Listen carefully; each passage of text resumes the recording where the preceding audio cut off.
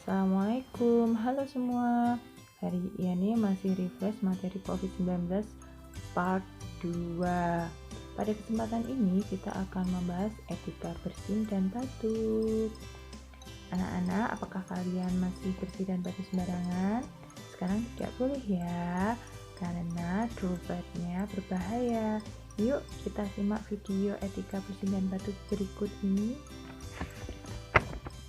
Kalau kita bersin, kita tidak boleh sembarangan seperti ini nih. Nggak boleh. Kalau mau bersin, tutup dengan tisu. Setelah itu, tisu kita lipat, lalu dibuang ke tempat sampah ya. Berikutnya, etika batuk. Kalau kita batuk, yang harus kita ingat, jangan sembarangan batuk seperti ini, karena dropletnya akan berbahaya. Nggak boleh ya.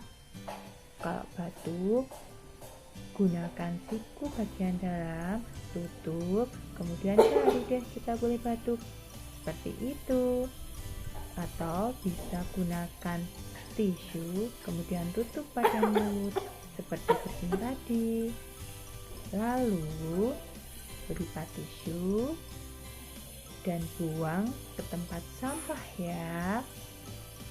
Yang ketiga, kita bisa gunakan masker sehingga dropletnya nggak kemana-mana deh.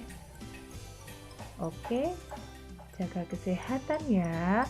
Kita berdoa semoga pandemi segera berakhir dan bisa berjumpa di sekolah lagi. Sampai jumpa.